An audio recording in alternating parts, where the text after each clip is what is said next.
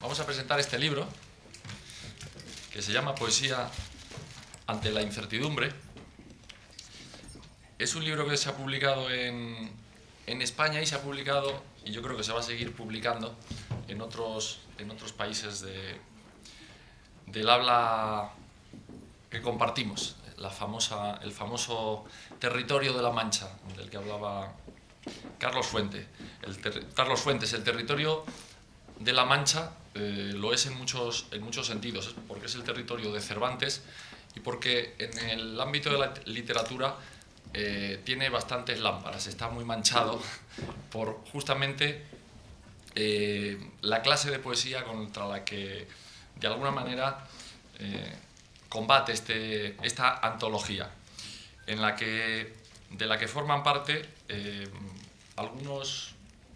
todos los poetas que están aquí y algunos otros que no están, de la que forma parte Fernando Valverde, Raquel Lanseros, Jorge Galán,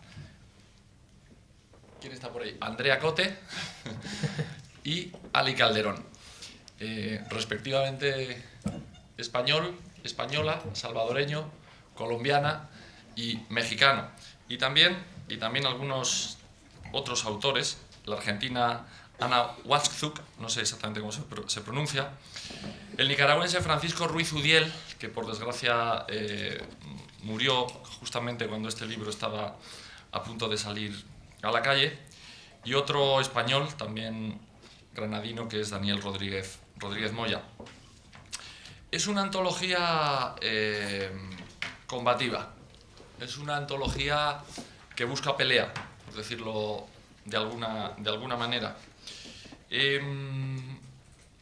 Pero no es una antología de una sola línea.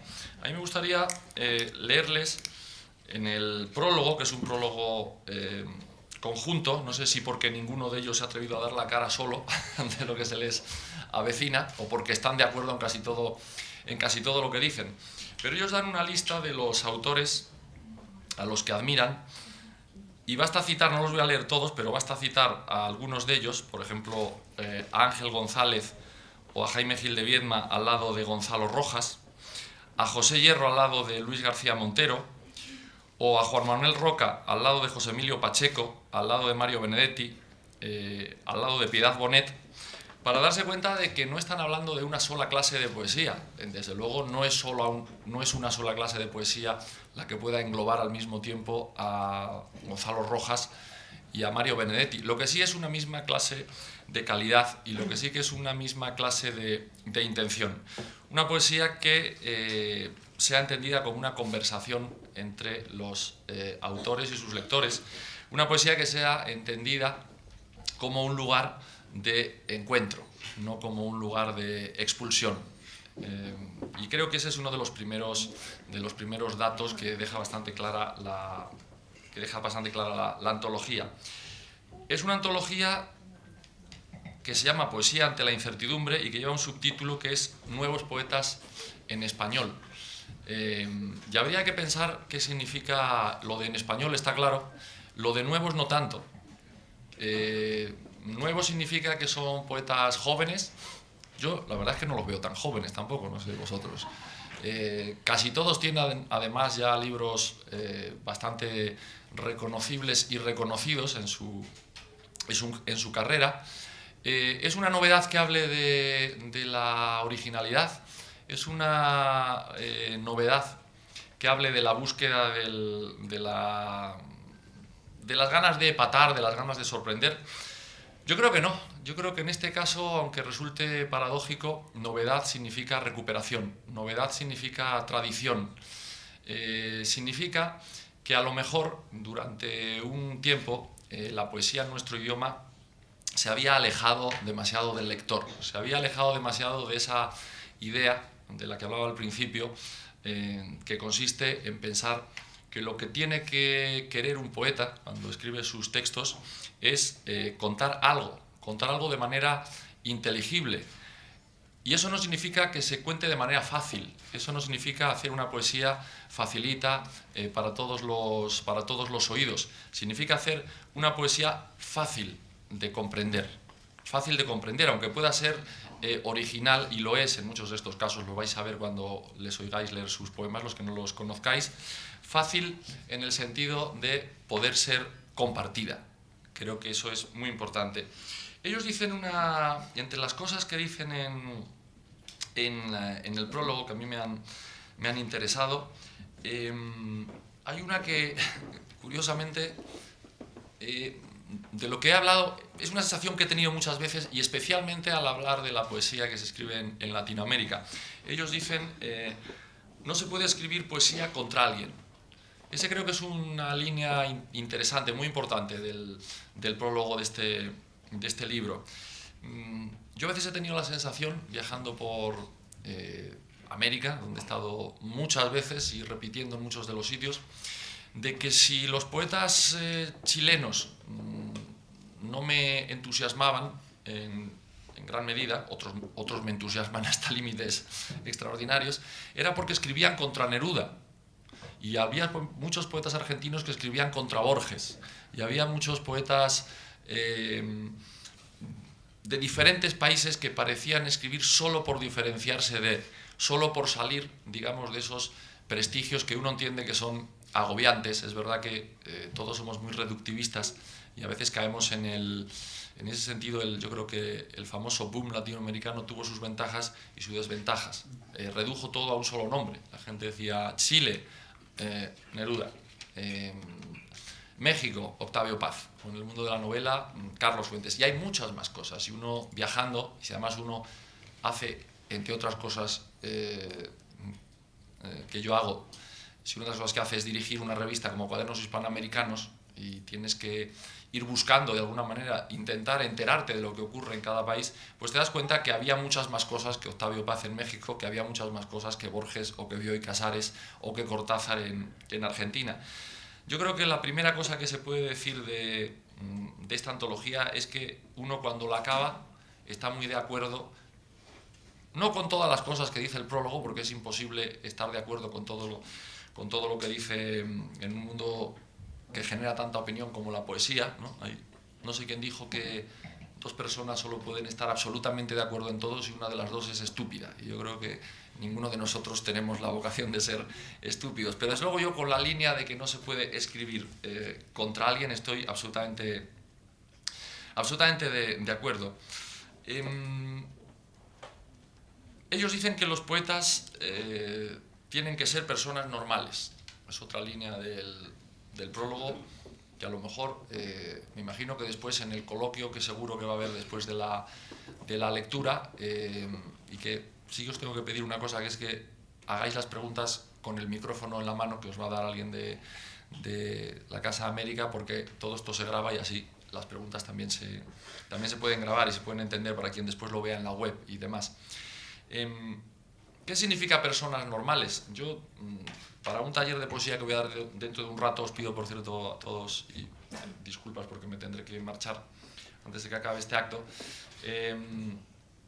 les voy a hablar a los alumnos de Jaime Gil de Viedma. Les voy a hablar de un poema que les pedí que leyeran el otro día, que es Pandémica y Celeste. Jaime Gil de Viedma decía, evidentemente con ganas de provocar, como yo creo que ellos también han dicho, en cierto sentido, con ganas de cierta provocación, que los poetas tenían que ser tan normales que no tenían que ser mucho más sensibles, ni mucho más emotivos, ni mucho más inspirados siquiera, que aquel que escribe una carta comercial, decía Jaime, y decía su amigo Gabriel Ferrater, seguramente con ganas de enfrentarse a lo que se enfrenta esta antología, a lo mismo que se enfrenta esta antología, que es a la poesía inexplicable, a la poesía que no tiene razones detrás, a la poesía que no tiene ideas, que a veces solamente tiene ocurrencias. La ocurrencia es un pariente muy lejano de la idea, y no siempre el pariente más listo, o casi nunca el pariente más listo. En los poemas de Fernando y de Raquel, de Jorge, de Andrea, de Ali y de los otros componentes de la antología, desde luego no faltan ideas. Son poemas que te dejan ganas de pensar, que te dan la sensación de la que hablaba Paul Valéry, de que uno está asistiendo a las mejores palabras en el mejor orden, que me parece una definición magnífica de la poesía. Y yo en ese sentido no estoy tan de acuerdo en que los poetas tengan que ser personas normales. Yo creo que los poetas son personas normales en todo aquello que esté fuera de los libros. Un buen poeta suele tener una capacidad excepcional para contar las cosas, incluso para contar las cosas como no son, para que te entiendan. Lo digo porque a veces puede haber y a veces se comete el error de pensar que cuando uno habla de poesía clara o de poesía inteligible, está hablando de poesía fácil, de poesía que podría hacer cualquiera. Yo os doy mi palabra y os garantizo con el alarde que sí que puedo hacer, en otras cosas no, pero con el alarde de lector de poesía desde hace muchísimos años, por lo tanto me imagino que debo tener un gusto bastante formado en ese sentido. Incluso como alguien que se ha definido a sí mismo en muchas ocasiones, y lo voy a seguir haciendo, como un desertor de los dos ejércitos, porque hay mucha poesía menos clara que la que escribe Benedetti, pero sí tan inteligible como la que escribe Gonzalo Rojas, lo digo por citar otra vez a dos de los poetas que parece que están entre las preferencias de los componentes de esta poesía ante la incertidumbre. Creo que es exactamente el tipo de poesía que siempre me ha gustado leer, que siempre he intentado escribir y que reconozco como gemela mía en la obra de todos estos jóvenes poetas, que cada uno a su manera vais a comprobar ahora cuando se levanten aquel atril de allí, porque les vamos a hacer leer de pie. Yo creo que leer sentados es de cobardes, y les vamos a hacer levantarse y leer allí de pie, con todo el cuerpo, digamos, para todos vosotros. Vais a comprobar que son poetas muy distintos también entre ellos, con un punto de comunión en la idea de lo que debe de ser la poesía, pero con maneras de expresión muy distintas. Creo que en eso es en lo que consiste el valor de una antología que yo tengo la certeza de que va a crear época. Esta no es una antología cualquiera, no es otra de esas antologías en las que se reúne a la gente por su edad, o por su lugar de nacimiento, o por muchas veces las ganas del antólogo de quedar muy bien con mucha gente. Y sobre las que a mí me gusta la brevedad de esta antología, de entrada, porque siempre desconfío de las antologías de 300 páginas. Pienso, es muy difícil que haya tantos poetas realmente con puntos en común y con la calidad paralela unos con respecto a los otros como para llenar un libro de 300 páginas. Yo creo que a este libro no le sobra ninguna de las 150 que tiene.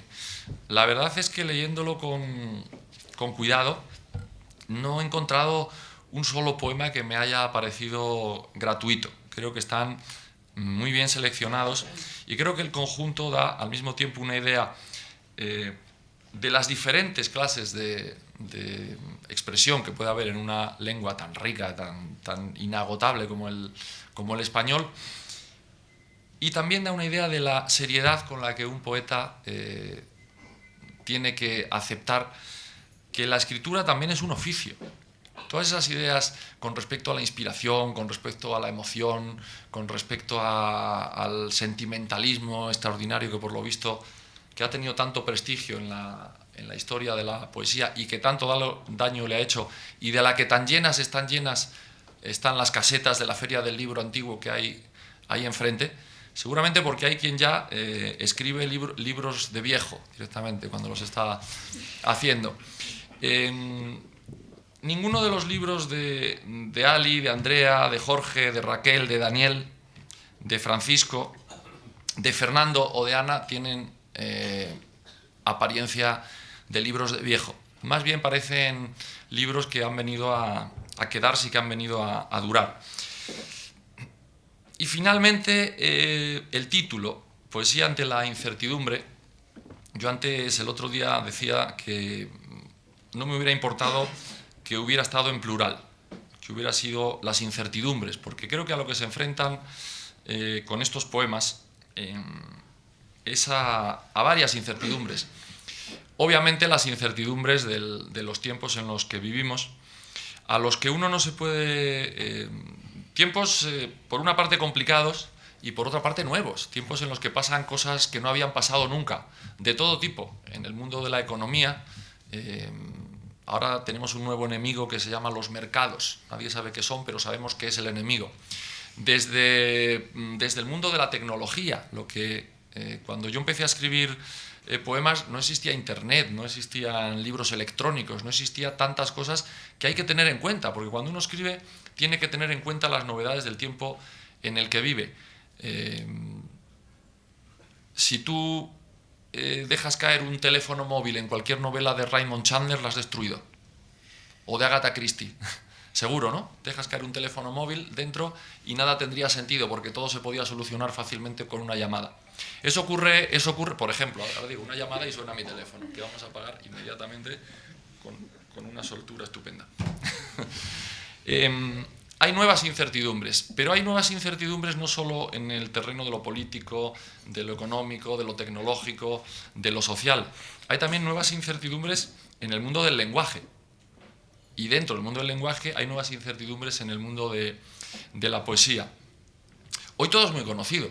Tú antes podías a lo mejor aparentar una originalidad que habías aprendido de otro y colaba. Hoy es muy difícil porque hoy ahora van a leer unos poemas estos jóvenes y jóvenes, como dijo una ministra en aquel micrófono. Y mañana por la mañana va a estar en la web seguramente o dentro de un par de días en la web de la Casa de América. Eso quiere decir que cualquiera en Colombia, en Estados Unidos, en China o donde quiera va a dar un botoncito en su casa y lo que digan estos jóvenes dentro de unos minutos se va a poder oír en el mundo entero. A mí no me parece una tontería pensar en eso, porque me parece que significa que esa globalidad de la que tanto alardeamos y que en mi opinión tiene tantos peligros también tiene sus ventajas, y es que uno está muy vigilado. Uno ya no puede viajar a Colombia, al país de Andrea, y llegar a España diciendo que ha estado todo el día de farra con el Gabo, porque ahora el Gabo por la mañana lo lee en su ordenador y te desmiente. Tampoco puede uno alardear de haber descubierto un verso que ha leído de un poeta argentino al que ha conocido en Buenos Aires, porque también le va a pillar el poeta argentino. De manera que todas esas cosas nuevas que rodean a la nueva poesía, yo creo que tienen que tener respuesta, y solamente tienen que tener respuesta desde ese tipo de novedad. Cuando yo hablaba de nuevos poetas en español, he tenido la sensación de que la palabra nuevos, por una parte, habla de la tradición, por una parte habla de la novedad de haber eliminado de un plumazo y con vocación, porque no son nada inocentes estos poemas. No hay poemas inocentes en este libro. No son poemas que han salido, no responden a aquella acusación que le hacía Luis Cernuda a Juan Ramón Jiménez, que decía que no soportaba de él la rebusca, dice, de lo que quiere decir una vez que ya ha empezado a decirlo. Es una crítica demoledora en realidad, ¿no? Quiere decir, habla de un poeta entregado a su propia voz, entregado a cosas tan importantes pero tan poco decisivas como el ritmo del poema la métrica del poema o el sonido del poema, sino que habla de poetas que yo creo que escriben de una manera muy intencionada. Tiene uno la sensación leyéndolos de que cada poema ha sido muy meditado, de que responde a una idea concreta y de que tiene una intención muy concreta. Por todo eso decía que es una antología combativa, es una antología que supongo que les va a traer también algún que otro enemigo, entre otras cosas porque no hay gente que meta más ruido en este mundo que los poetas del silencio, de manera que creo que algún ruido les va a traer la antología. A mí me encanta que hayan decidido jugársela, me encanta que hayan decidido no torear de salón, y me encanta que se hayan defendido como se defienden los buenos poetas siempre, que no es a base de llamar la atención escribiendo rarezas, no es a base de montar en fin, un poco de bulla casi gratuita, ni de querer aplastar al lector a base de rarezas, sino querer ser entendidos. A mí me parece que en esta vida, lo mismo que ser escuchado es un privilegio extraordinario, en este mundo, todos lo sabéis, el 90% de las personas, mientras les estás hablando, lo que están pensando es lo que van a decir ellas después, no lo que estás diciéndoles tú mientras, ¿no? Si ser escuchado es un privilegio, intentar que te oigan, yo creo que es un acto de de valor. De manera que a mí me encanta hacerles de padrino a estos a chicos. También es un acto de valor porque estos han venido a echarme a mí, naturalmente. Como queda claro, a la gente de mi generación ya han venido a desplazarnos porque son, desde luego, mucho mejores poetas de lo que era yo a su edad. De manera que nada, os dejo con ellos. Yo no sé en qué orden van a querer recitar. Yo creo que hay que dejar a las chicas al final siempre porque estamos en España y debemos ser caballerosos. Y entonces, que vayan pasando, os lean vuestros poemas y ahora vais a pensar si todo lo que os he dicho tiene alguna razón de ser o no lo tiene. Yo creo que me vais a dar la razón todos.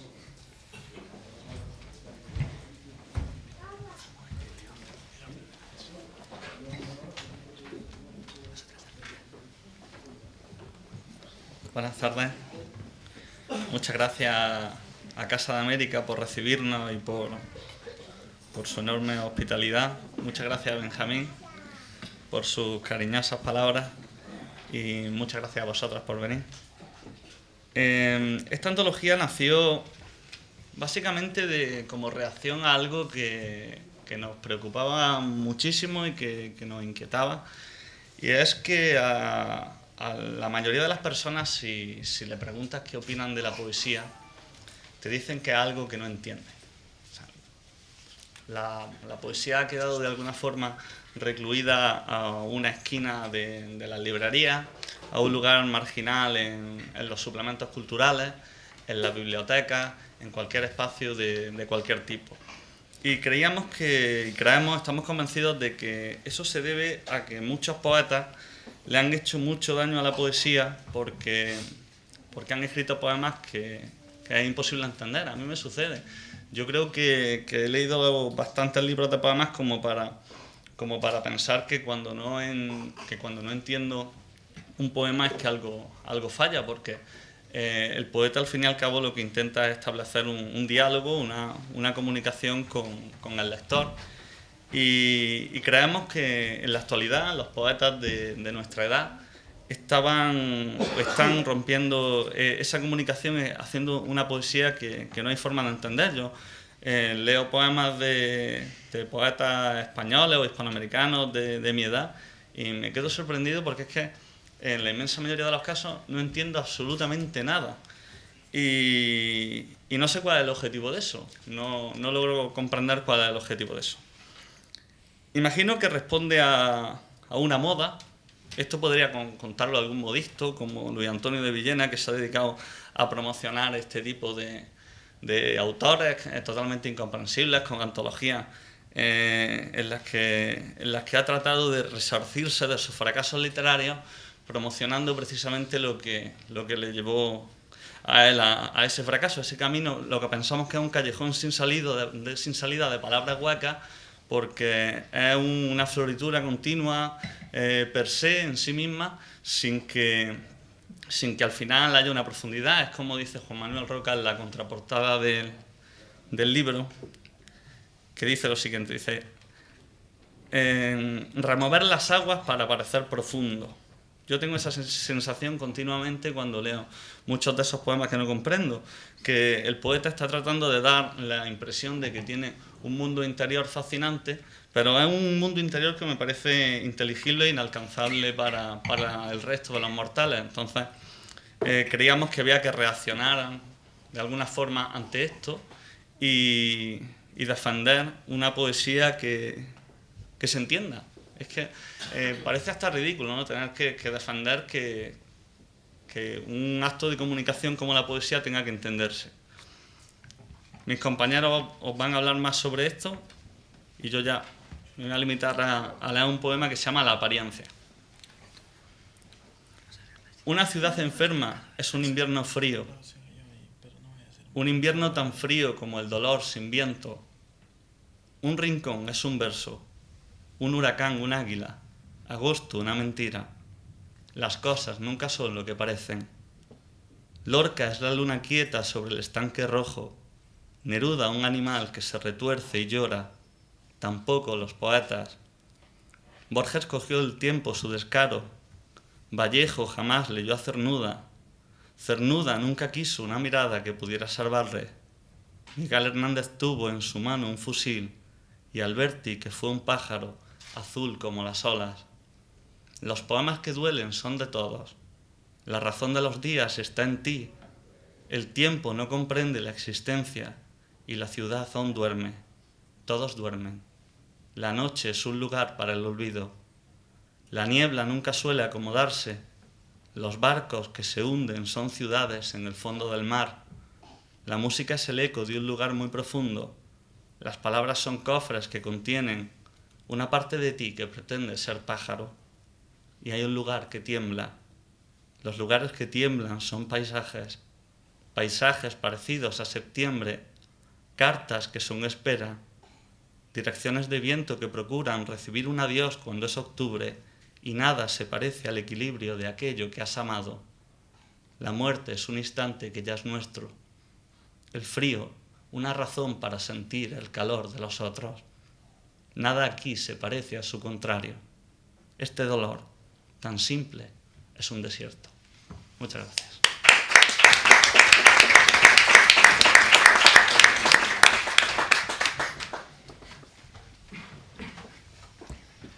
Hola, buenas tardes. Le voy a leer este poema que se llama En el borde. Tirado sobre el hielo, me estiré para tocar con mis enormes manos las puntas de los oscuros hemisferios. El sol era un pez muerto sobre la superficie de una pecera. En algún sitio, las ballenas imitaban el sonido de los abismos y los icebergs enormes parecían fantasmas de continentes prehistóricos. Cuando fue suficiente, me erguí como un hombre de hace miles de años y divisé más dulzura aún hacia el final del mundo. El horizonte era genuinamente curvo, como el contorno de una luna en penumbra. Y aún sin moverme, di la vuelta y todo aquello dejado vino a mí. Una calle bajo el centro del cielo hacia el norte lleno de acantilados, y una casa con todas sus ventanas cerradas, y una silueta dentro de la casa, una silueta, una mujer, otra penumbra, y sus ojos iguales a los míos. Cuando me fui supuse que me había ido para poder contar, que había vuelto a pesar de que caminé a través de las cordilleras, a la orilla de la nieve o entre los alacranes del desierto, una muestra de amor, una prueba de que nada más existía, aun cuando había visto el amanecer y el atardecer desde 7 lejanías distintas. Pero lo cierto es que me fui solo porque no podía quedarme. La única verdad es que mis cosas eran tan pocas que daba igual hacia dónde me dirigiera, con tal de que me dirigiera hacia algún sitio. Hoy las puntas de los pinos rozan el viento hasta romperlo en brisas súbitas. He venido hasta aquí para quedarme y esperar lo que debe esperar, y lo que se avecina es un verano donde la luz misma se ahoga como un pan blanco en una taza de café hirviendo. Aún erguido, al pie de todo horizonte admirable, hablo conmigo mismo como el crepúsculo habla con lo sublime. Me rodean tormentas, el cielo es ese estanque donde debo lanzarme, y en el borde del mundo el agua siempre es fría. Gracias.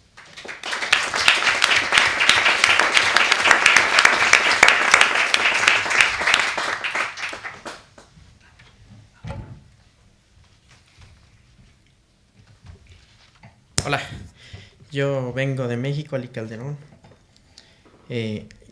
Quizás antes de leer un poema, y para dejar más claro este asunto de lo que nos reúne aquí, ¿no?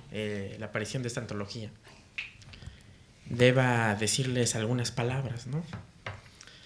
¿Por qué aparece esta antología, un libro de esta naturaleza? ¿Por qué? ¿Por qué poetas de Colombia, de El Salvador, de España, de Argentina, de México, por qué se juntan a armar un proyecto de esta naturaleza? ¿Por qué tanto barullo con este libro en la prensa de española, mexicana, etcétera? ¿Por qué tanto barullo? ¿Qué tiene este libro? ¿De veras? ¿Hay algo aquí? ¿Qué hay? De entrada hay una idea. ¿Cómo que una idea? Nosotros nos damos cuenta, no desde la teoría literaria, no, desde el sentido común, antes de la teoría literaria, desde el sentido común, nos damos cuenta que vamos a un recital de poesía, vamos a una lectura de poesía, la presentación de un libro, a veces vamos a ver autores prestigiosísimos, gente que tiene todo el prestigio del mundo, y nos damos cuenta que lo que leen no nos gusta. ¿Por qué no nos gusta si son tan prestigiosos? Si salen a las mejores editoriales de nuestra lengua, si están traducidos a otras lenguas. ¿Por qué leemos si no nos gusta? De plano somos tontos. ¿Por qué no nos gustan tantos y tantos nombres que son, al parecer, maravillosos y no nos dicen nada? ¿Cuántas veces hemos ido a una lectura de poemas?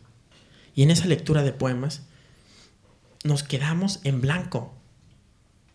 No entendimos absolutamente nada. Eso me pasó en la mañana. Yo estaba leyendo, y decía, me voy a enterar de lo que está sucediendo en la poesía española perfectamente. Y entonces me puse a leer un poeta. Algo Pardo, no recuerdo bien. Y me quedaba sorprendido de que no había nada ahí. Oraciones anómalas en el sentido de inaprensibles, etcétera, etcétera. Y me di cuenta de que este es un fenómeno, por supuesto, lo sabíamos desde antes, que es un fenómeno continental. Vemos que en América y en España hay dos maneras de entender la poesía muy claramente. ¿Cuáles son esas dos maneras de entender la poesía? Por un lado, una poesía que a veces se ha llamado del riesgo o del experimento, o aquí en España que llaman del silencio, o en algunos momentos del neobarroco, ¿no? En América. Y por el otro lado hay una poesía, digamos, de la pasión, que reivindica la emoción, el estremecimiento, lo que Horacio llamara el decoro. ¿Cuál es la idea con la que nace esta antología? Simplemente es generar eso, ¿no? Generar un libro que defienda un tipo de poesía. Esta no es la poesía, pero sí es una poesía que se acerca a la gente, que nos regresa otra vez de alguna manera esos valores que muchas veces y en todos nuestros países se han perdido, y que es triste porque alejan al público. Yo quisiera que más tarde platicáramos en torno a este asunto, porque sería muy interesante saber eso, que en las lecturas, ¿les gustan los poemas o no les gustan los poemas? Van a una lectura de poesía y se prenden, ¿les gustaron los poemas? ¿O cómo es ese asunto? Hay que vincular otra vez la poesía con la gente. Yo leeré un poema muy brevemente.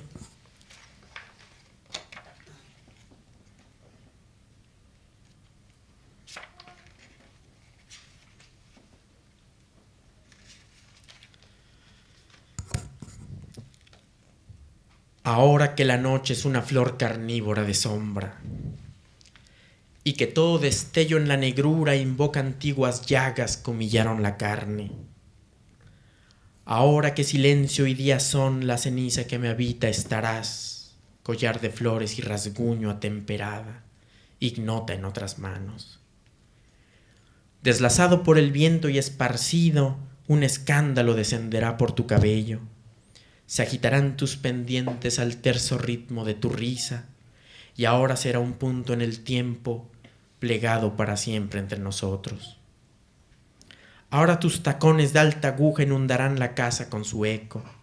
Ensayarás el gloss de escarlata tono, el escote espordas fragancias de discreto dulce. La distancia será la hora que se extienda hasta más allá de lo tocado por la vista, y ahora, mientras me consumo en el aire enrarecido y desmaquillas en lento espiral tu rostro, arde tu desnudez bajo mis párpados. Ahora que tu nombre está rodeado de polvo y de mutismo, que no mudarán en carne mis palabras nominándote, que presagio serás inacabado y no habrás de aparecer de pronto si te pienso, ahora, justo ahora, me quiebro. Gracias.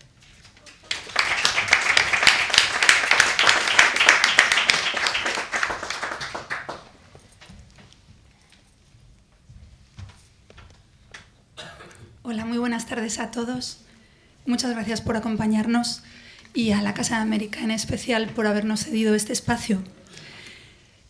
Yo tan solo quisiera aclarar, aunque no creo que sea necesario, pero de alguna forma siento la necesidad de hacerlo, que ninguno de nosotros pensamos que haya un único canon válido, una única forma válida de hacer poesía. Hay tantas como personas dispuestas y con la voluntad abierta a comunicar desde el lenguaje de nuestro tiempo, porque si aludimos a la etimología no debemos olvidar que la palabra radical viene de raíz y la palabra original viene de origen. Así que aunando los tiempos, cualquier forma de comunicación poética es válida siempre que el sujeto intente utilizar el lenguaje de forma artística y provocar una emoción o transmitir una idea. Yo les voy a leer un poema que se titula A las órdenes del viento y que siempre lo dedico a todos aquellos que sienten que no están al mando. No es solamente una vez, sino muchas en la vida, pero posiblemente la que más choca es la primera, en la que uno de repente nota la certeza de que el libre albedrío no lo es tanto y que en las cosas importantes y decisivas de la vida uno hace lo que buenamente puede y no lo que quiere. Me habría gustado ser discípula de Ícaro. Hubiera sido hermoso festejar las bodas de Calixto y Melibea. Me habría gustado ser un hitita ante la reina Nefertari, el joven Werther en Río de Janeiro, la deslumbrante dama sevillana por la que don José rechazó a Carmen. Yo quisiera haber sido el huerto del poeta, con su verde árbol y su pozo blanco, el inspector fiscal con el que conversara Mayakovsky. Me habría gustado amarte, te lo juro, solo que muchas veces la voluntad no basta.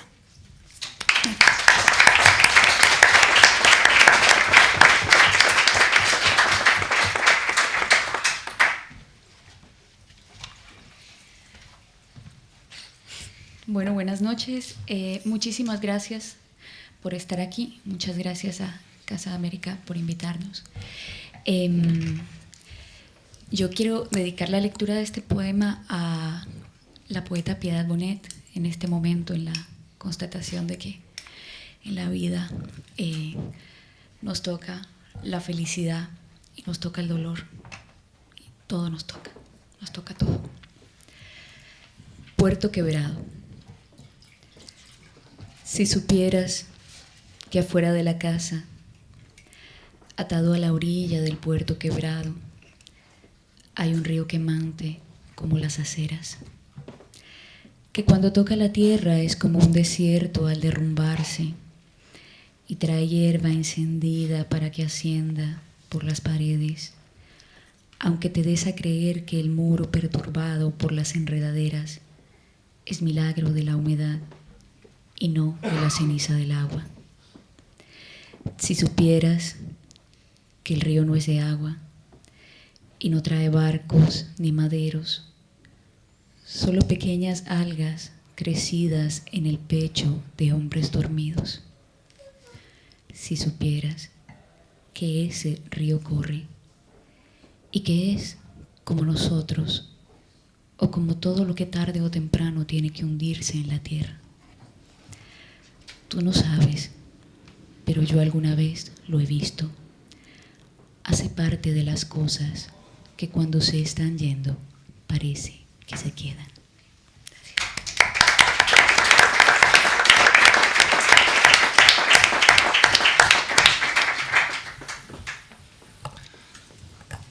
Bueno, a nosotros lo que más nos gustaría es poder establecer una conversación con ustedes, que nos dieran su opinión sobre si tienen la misma impresión que la hemos comentado. Por favor, con el micrófono, a ser posible. Buenas noches. Después de 70 años de práctica casi diaria de recitar poesía, no estoy en absoluto de acuerdo con nada de lo que ustedes han dicho. En absoluto. Y les dejo las siguientes preguntas por si les sirve de alguna reflexión. no me he enterado absolutamente nada de ningún verso de lo que ustedes han leído. Ni me ha interesado absolutamente nada ninguna de las materias que han tratado. Segundo, al hablar alguno de ustedes del análisis que haya hecho en España, solo pregunto la siguiente cosa. No he oído a ninguno de ustedes que haya escrito ni recitado un soneto clásico. Y les sugiero, si han leído lo que opina una persona que supongo que deben conocer, que se llama el señor Pere Gimferrer, lo que opina de la poesía moderna que no se atiende a las reglas clásicas. Dejo la pregunta en el aire para que me digan si alguno de ustedes se ha atrevido alguna vez a escribir un soneto.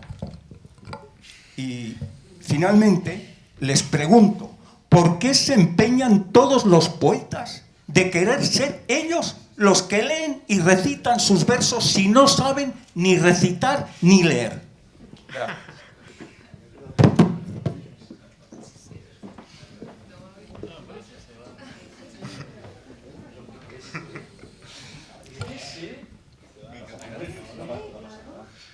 Bueno, Soñé- no tiene mucho interés por la respuesta a la cosa. Para los que se quedan, soñé que era verdad lo que es mentira, pues es engañadora la apariencia, se disfraza traidora de inocencia, efímero espejismo de quien mira.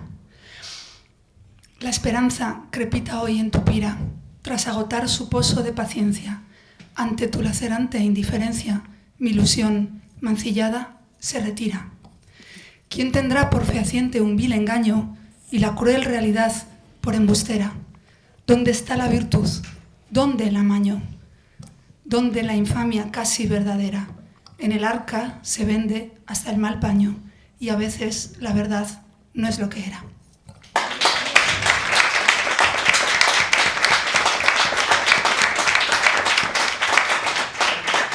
Ese poema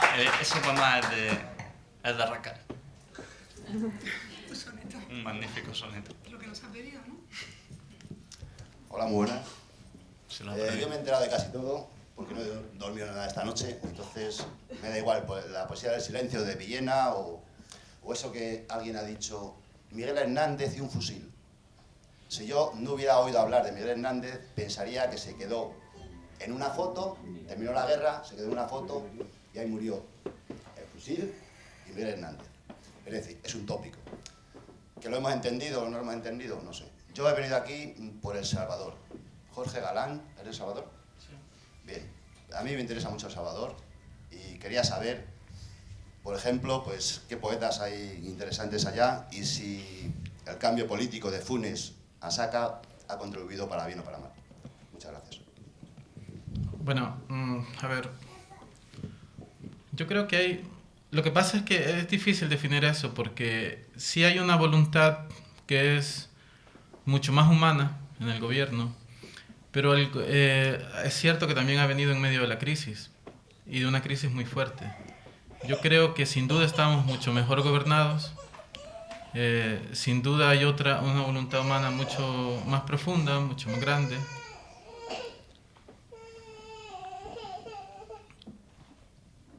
Y eso es lo que te podría decir, ¿no? Es difícil ahora San Salvador, es difícil, pero bueno, yo creo que sí es. Y con respecto a lo de... En mi país siempre hay muchos poetas, muchísimos.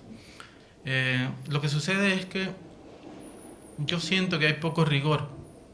Y cuando uno ve la actualidad de la poesía nuestra, se puede seguir más a través de los recitales o de actividades así que de libros. Sin embargo, yo creo que hay poetas, tanto viejos como jóvenes, que son magníficos, ¿no? Se me ocurre ahora Roxana Méndez, por ejemplo, que es una poeta que a mí me gusta mucho. Claribel La Alegría, que la asumimos como nuestra. Alfonso Quijadurías, por citar a un tercero, que a mí también me parece que está muy bien. O René Rodas, que es algo un poco menos conocido. Lo que sucede es que como no hay una cultura editorial, se ve muy poco, ¿no? Yo mismo he tenido que salir, he tenido que ir hacia otros países como como España, para poder publicar mis libros. En ese sentido es un poco difícil conocer lo que se está haciendo. Pero bueno, eso. No sé.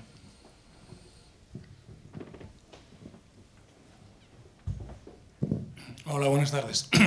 Muchas gracias por la lectura, ha sido muy gratificante. Yo, en principio, estoy plenamente de acuerdo con la idea de poesía que habéis expresado. Mi duda viene un poco por, a ver cómo lo explico. No entiendo bien contra qué, porque el sentido que yo veo es que en general la gente, al menos aquí en España, está de acuerdo con este tipo de idea de la poesía. Me parece que es la mayoritaria, no lo sé si estoy equivocado. No conozco muy bien el mundo de la poesía, debo decir, pero sin embargo, hace 2 semanas, a finales de abril, estuve en el encuentro de editores independientes en Edita, en Punta Umbría. Allí se hacen 3 días de encuentro de editores independientes que no son solo editoriales, sino también proyectos de todo tipo, ¿no? Revistas, etcétera, etcétera. Y por la noche se hacía durante viernes, sábado y domingo, 3 noches, a las 11 de la noche, en un bar de allí, una lectura de poesía. Podía salir quien quisiera a recitar poemas propios o ajenos durante 5 minutos, y las 3 noches estuvimos desde las 11 de la noche hasta las 2:30 de la madrugada escuchando poesía, y prácticamente toda se entendía perfectamente. Es verdad que iba en muchos casos aderezada con performance y otro tipo de... Algunos incluso ponían música, etcétera, pero en general todo el mundo que salió allí escribía poesía y recitaba poesía con esta idea de comunicar y de estar cerca de la gente y de que hubiera un contacto. Unos eran mejores, otros peores, en fin, como suele suceder, pero la idea común era esa. Quería aportar aquí la experiencia, nada más.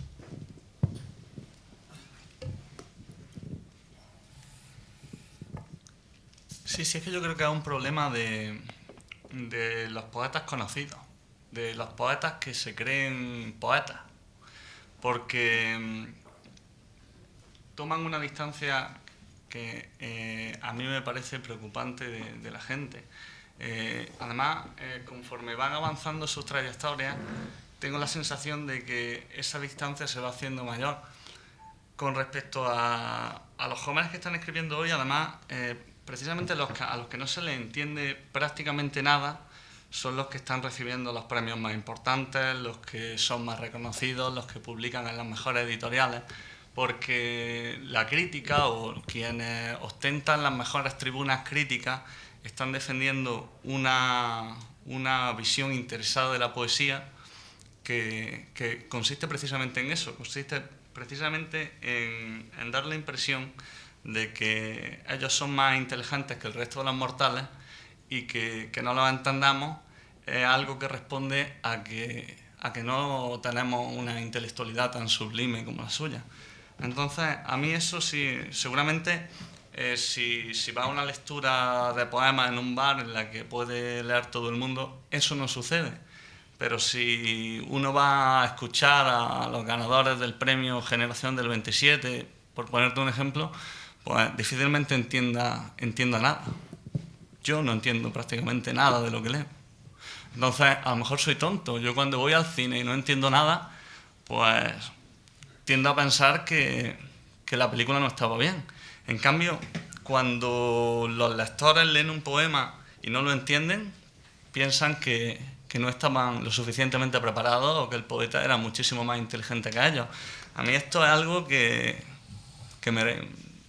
me causa estupor, me parece algo desolador que la poesía dé esta impresión tan elitista, que creo que está además tan alejada de la realidad y que es además tan interesada. Y que no solo en España sucede, ¿no? Que también esta lógica, esta manera de entender la poesía ha circulado ampliamente en América, con antologías como la del Medusario, ¿no? Del Fondo de Cultura, una antología reciente de poesía como que son como antologías gemelas, esa de Divino Tesoro en México, o la de La Loca de Orfeo de Villena.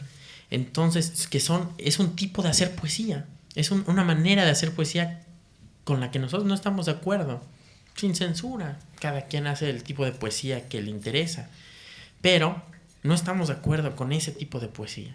No nos gusta ese tipo de poesía, nos gusta otra poesía, la que te emociona, la que te dice algo quizás importante.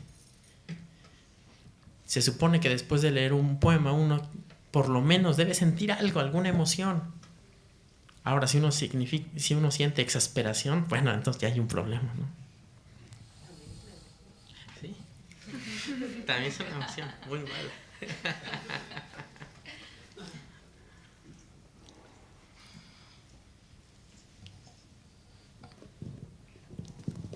Bueno, pues si no hay ninguna otra pregunta. Muchísimas gracias. Muchas gracias a Casa Numérica.